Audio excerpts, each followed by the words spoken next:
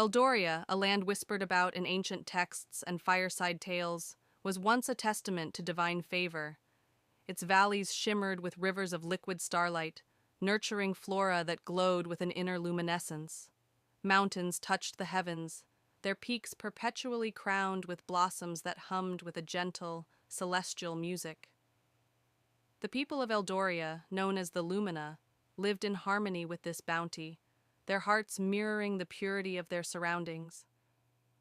They practiced a simple yet profound spirituality, believing that the land itself was a living prayer, a direct conduit to the divine. Their existence was idyllic until the whisper of greed began to slither into their hearts. It started subtly, with a desire for more brilliant jewels from the star rivers, then for greater harvests than they needed, for larger, more ornate dwellings.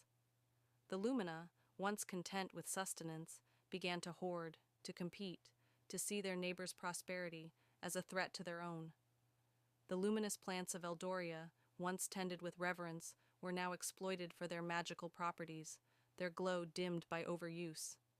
The celestial music of the mountains grew fainter, drowned out by the clamor of acquisition. The true turning point came when the Lumina, in their escalating pursuit of wealth and power, looked beyond their borders.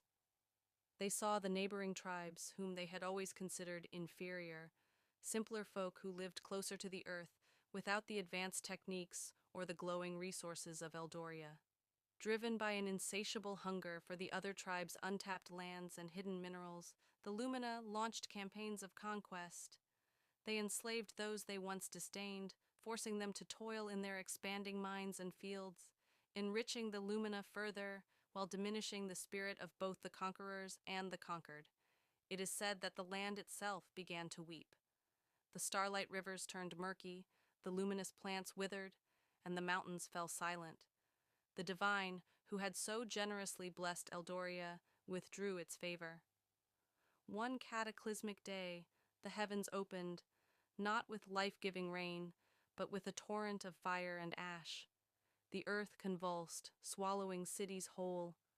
What was once the most beautiful of lands became a desolate wasteland, a stark monument to the destructive power of unchecked greed and the folly of those who would enslave their fellow beings. The Lumina, once proud and radiant, vanished from history, leaving behind only the cautionary echoes of a paradise lost.